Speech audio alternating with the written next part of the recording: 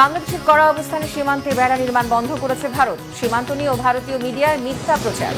এবার ব্রিটিশ প্রধানমন্ত্রীর বিরুদ্ধে আওয়ামী লীগের সাথে সংশ্লিষ্টতার অভিযোগ। কি করেছে হাসিনার দল? নেতানিয়াহুকে খুব উঠছে না বলে গালি দেয় খুশি কেন ট্রাম্প? তার আমলে বন্ধ হবে কি গাজা যুদ্ধ? আসসালামু আলাইকুম, দেখছিলেন Bangla vision world news headline. এবারে বিস্তারিত। বাংলাদেশের কড়া অবস্থানের কারণে শেষ পর্যন্ত সীমান্তে বেড়া নির্মাণ কাজ স্থগিত করেছে ভারতীয় সীমান্তরক্ষী বাহিনী বিএসএফ। গেল কয়েকদিন ধরেই বাংলাদেশের সীমান্তে বিএসএফ এর বেড়া নির্মাণ নিয়ে দুই দেশের মধ্যেই ব্যাপক উত্তেজনা বিরাজ করছে। এই ব্যাপারে বাংলাদেশ কড়া অবস্থানে গেলে পশ্চিমবঙ্গের মালদার বৈষ্ণবনগরের কাঁটা তারের বেড়া নির্মাণ কাজ স্থগিত করে ভারতীয় বাহিনী। এদিকে থেমে নেই ভারতীয় মিডিয়ায় মিথ্যা ভুয়া তথ্য প্রচার। বাংলাদেশের সীমান্ত রক্ষীরা ভারতের সীমান্ত রক্ষীদের বিরুদ্ধে আগ্রাসী আচরণ করছে বলেও প্রচার করে যাচ্ছে। বিস্তারিত শহীদ আরাফাতের ডেস্ক রিপোর্টে। অবশেষে বাংলাদেশের সীমান্তরক্ষী বাহিনী এবং জনগণের প্রতিরোধের মুখে বৈষ্ণবনগরের কাঁটাতারের বেড়া নির্মাণ কাজ স্থগিত করেছে ভারতীয় সীমান্তরক্ষী বাহিনী বিএসএফ। রুখে দেওয়া হয়েছে সীমান্তে বাংলাদেশিদের অনুপ্রবেশ ও বাংকার নির্মাণ নিয়ে ভারতের কতিপয় গণমাধ্যমের সকল মিথ্যাচার। বিএসএফ এর এক কর্মকর্তা ভারতীয় গণমাধ্যম টাইমস অফ ইন্ডিয়াকে জানিয়েছে, সীমান্তে বেড়া দেওয়ার কাজটি অতটা জরুরি নয়, তাই সংঘর্ষ বিভ্রান্তি এড়াতে সাময়িকভাবে তা স্থগিত করা হয়েছে। এর আগে গেল সোমবার পশ্চিমবঙ্গের মালদার বৈষ্ণবনগরে বাংলাদেশ সীমান্তে কাঁটাতারের বেড়া দেওয়ার চেষ্টা করে বিএসএফ। এতে আপত্তি জানায় বাংলাদেশের সীমান্তরক্ষী বাহিনী। বাংলাদেশ সীমান্তবর্তী গ্রামের মানুষও বিএসএফ এর বিরোধিতা করে। এতে সাংঘর্ষিক পরিস্থিতি তৈরি হয়। উত্তপ্ত পরিস্থিতিতে মঙ্গলবার ভারতীয় বাহিনী আবারও বেড়া নির্মাণের চেষ্টা করে। পরে দুই পক্ষের মধ্যে পতাকা বৈঠকের পর নির্মাণ কাজ স্থগিত করা হয়। এদিকে বাংলাদেশ সীমান্তে বাংকার নির্মাণ করছে বিজিবি এমন মিথ্যাচার করছে ভারতীয় গণমাধ্যমগুলো। বাংলাদেশের কোনো সরকারি সংস্থা এ বিষয়ে আনুষ্ঠানিক বিবৃতি দেয়নি। তবে সীমান্ত এলাকায় উত্তেজনার কারণে বিএসএফ এবং বিজিবির মধ্যে আরও সমন্বিত উদ্যোগ গ্রহণের প্রয়োজনীয়তা অনুভব করছেন বিশ্লেষকরা। বিশ্লেষকরা বলছেন, সীমান্তে উত্তেজনা বাড়াতে এবং বাংলাদেশকে কটাক্ষ করতে অনেক ভারতীয় গণমাধ্যম মিথ্যাচার করছে। শেখ হাসিনার পতনের পর ভারতের বিষয়ে বাংলাদেশ সরকারের শক্ত অবস্থান দেশের মানুষকেও জাতীয়তাবোধে উদ্বুদ্ধ করে তুলছে বলে মনে করেন সবাই। Shahid Arafat, Bangla vision news desk. বাংলাদেশের শেখ হাসিনা সরকারের পতনে যুক্তরাষ্ট্রের কোনো হাত ছিল না বলে জানিয়েছেন মার্কিন জাতীয় নিরাপত্তা উপদেষ্টা জেক সুলিভান। তিনি দাবি করেন, ভারতীয় কর্মকর্তারাও মনে করে ঢাকার ঘটনাগুলোর পেছনে আমেরিকার হাত ছিল না। ভারতীয় গণমাধ্যম হিন্দুস্তান টাইমসের এক প্রতিবেদনে এমন তথ্য উঠে এসেছে। সম্প্রতি মার্কিন জাতীয় নিরাপত্তা উপদেষ্টা জেক সুলিভান ভারত সফরে বাংলাদেশ প্রসঙ্গে কথা বলেন। বাংলাদেশের সরকার পরিবর্তনে যুক্তরাষ্ট্রকে জড়িয়ে সমস্ত অভিযোগ সম্পূর্ণ অবাস্তব বলে উল্লেখ করেন মার্কিন জাতীয় নিরাপত্তা উপদেষ্টা। এছাড়া জো বাইডেন প্রশাসনের আমলে গৌতম আদানি ও শিখ নিয়ে হত্যাকাণ্ড ইস্যুতে ভারত যুক্তরাষ্ট্র সম্পর্কের বিতর্কিত পরিস্থিতি নিয়ে জেক সুলভিনকে প্রশ্ন করা হলে বিষয়গুলোকে কৌশলে এড়িয়ে যান তিনি। যদিও শুক্রবার হোয়াইট হাউসের রুজভেল্ট রুমে সাংবাদিকদের সঙ্গে আলাপকালে বাইডেন প্রশাসনের সময় যুক্তরাষ্ট্র ভারত সম্পর্ককে একটি গুরুত্বপূর্ণ অর্জন হিসেবে তুলে ধরেন নিরাপত্তা উপদেষ্টা জেক সুলিভান। এবার যুক্তরাজ্যের প্রধানমন্ত্রী কিয়ার স্টারমারের নির্বাচনী প্রচার দলে আওয়ামী লীগের নেতাকর্মীদের অংশগ্রহণে বিস্ফোরক অভিযোগ সামনে এসেছে। প্রভাবশালী ব্রিটিশ সংবাদ মাধ্যম দ্য টেলিগ্রাফের এক প্রতিবেদনে এই অভিযোগ উঠেছে।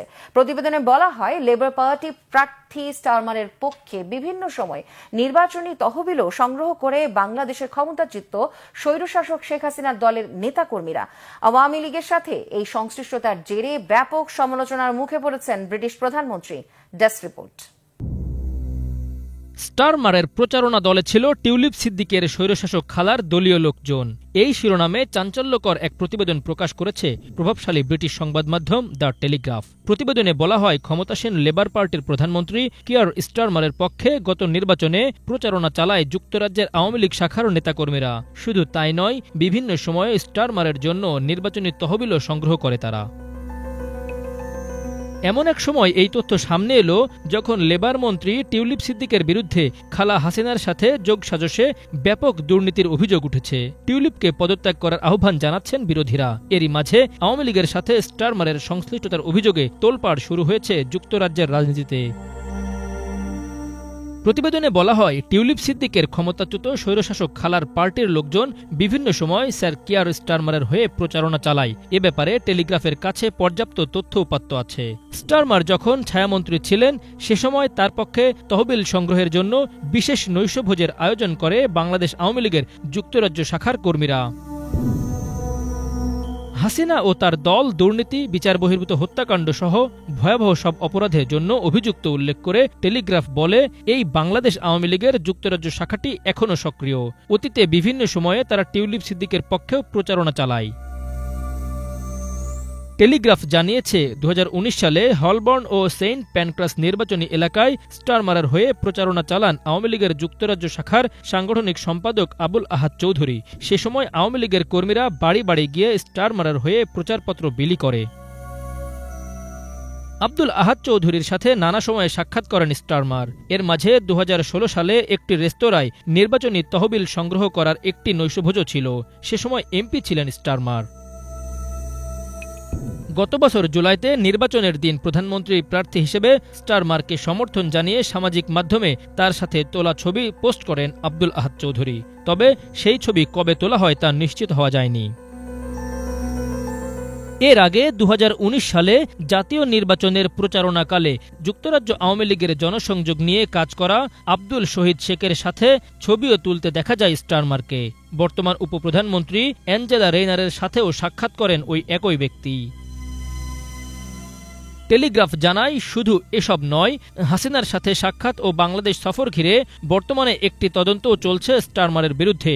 2016 সালে 7 দিনের এক সফরে ঢাকা ও সিলেট ভ্রমণ করেন স্টারমার। 2022 সালে সাক্ষাৎ করেন হাসিনার সাথে। এসব ব্যাপারে এখন পর্যন্ত কোনো প্রতিক্রিয়া জানায়নি লেবার পার্টি।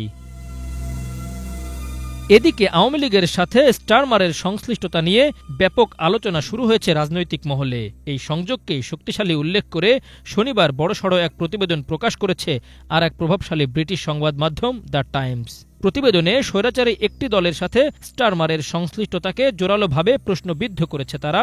সার্বিক প্রেক্ষাপটে বিষয়টিকে সরলভাবে দেখার সুযোগ নেই বলে অভিমত টাইমসের।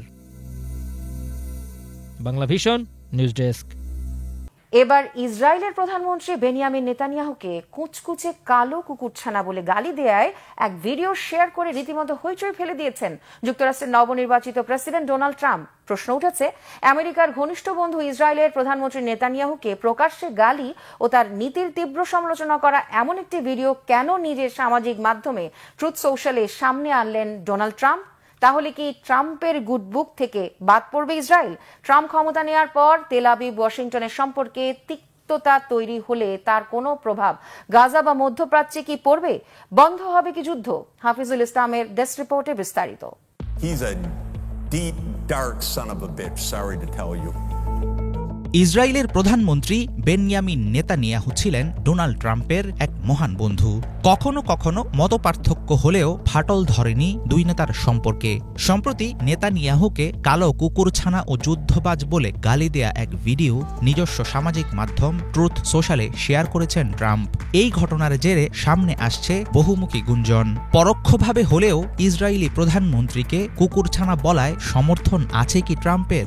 নতুন মেয়াদে ক্ষমতায় গেলে আমেরিকার গুডবুক থেকে কি বাদ পড়বে ইসরায়েল, নাকি নিজের উপর বিশ্বের মনোযোগ ধরে রাখতেই তিনি নিচ্ছেন সস্তা কৌশলের আশ্রয়?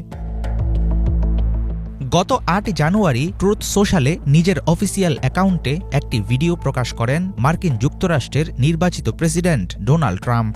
সেখানে দেখা যায় ইসরায়েলি প্রধানমন্ত্রী বেনিয়ামিন নেতানিয়াহুকে কুচকুচে কালো কুকুরছানা বলে গালি দিয়েছেন ব্রিটিশ অর্থনীতিবিদ জেফ্রি স্যাক্স। মার্কিন পররাষ্ট্রনীতি প্রভাবিত করা ও মধ্যপ্রাচ্যকে গন্তব্যহীন একটি যুদ্ধের দিকে ঠেলে দেওয়ার ব্যাপারে ইহুদি নেতাকে দায়ী করেন জেফ্রি।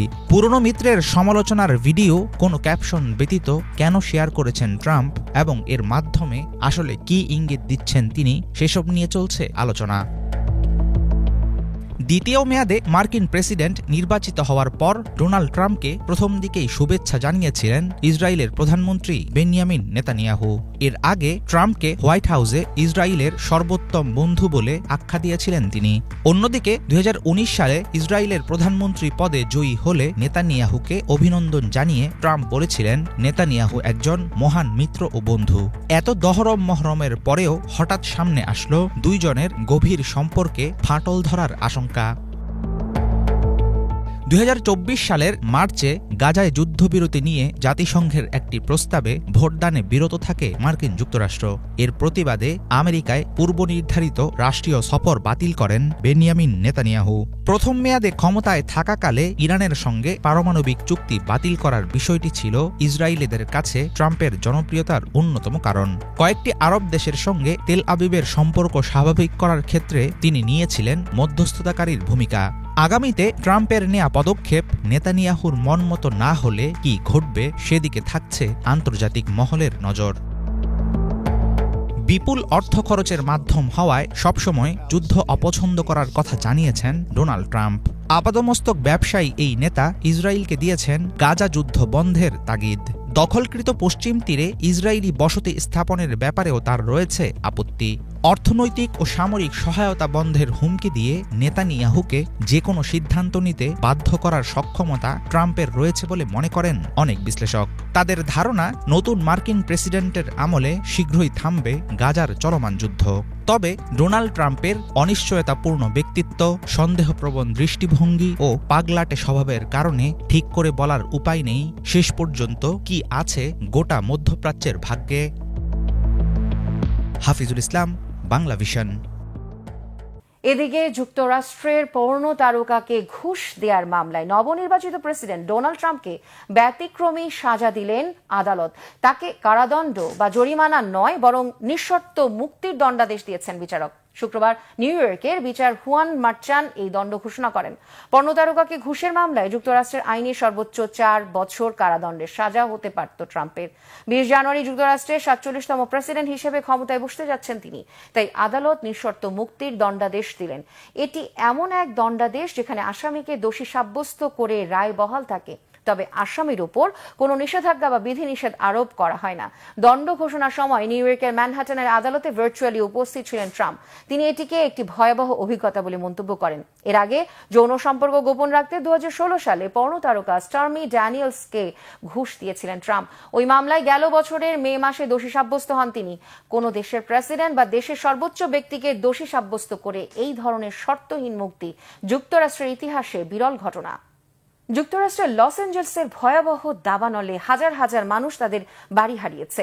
এই পরিস্থিতিতে শুক্রবার স্থানীয় কর্তৃপক্ষ ও সাহায্য সংস্থাগুলো একটি বিশাল আউটডোর দান কেন্দ্র স্থাপন করে এবং ক্ষতিগ্রস্তদের খাদ্য, পোশাক ও স্বাস্থ্যসেবা সামগ্রী বিতরণ করেছে। পুরো দিনব্যাপী দান সংগ্রহ ও বিতরণ কার্যক্রম চলে। এই সময় অগ্নিকাণ্ডের শিকাররা তাদের দৈনন্দিন প্রয়োজনীয় জিনিসপত্র গ্রহণ করেন। বিস্তারিত ডেস্ক রিপোর্টে।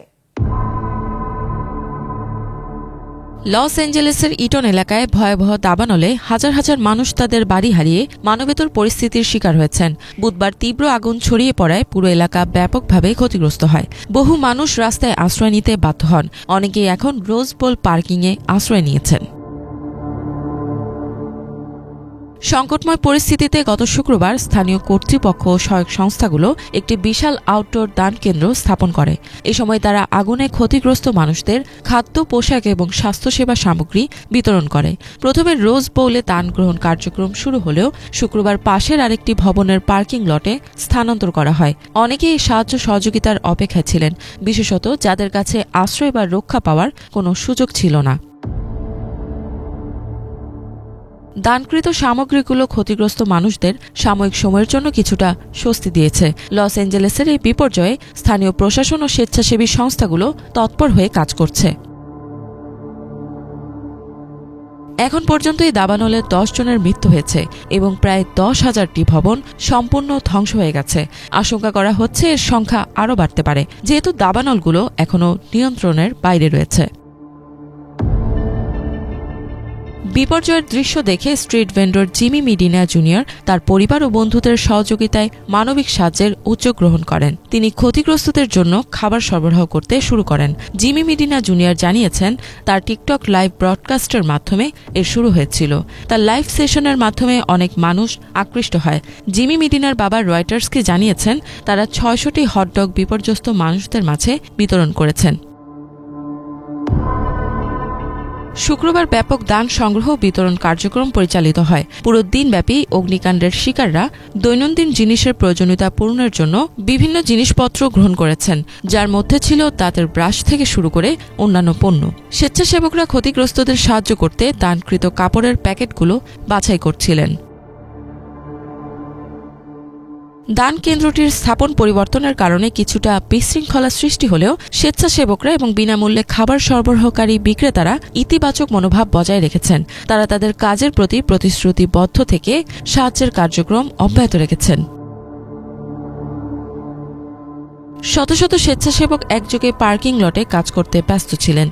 এই পরিস্থিতি ছিল অতি উদ্বেগজনক এবং তীব্র। দান কেন্দ্রের স্বেচ্ছাসেবক আনাস্তেশিয়া অ্যান্ডারসন বলেন, এই ভয়াবহ সময়ে সরকার থেকে এখনও তাদের কাছে কোনো সহায়তা আসেনি, ফলে তাদের নিজেদের উদ্যোগে একে অপরকে সাহায্য করতে হবে। ইফাত জাহান, বাংলাভিশন।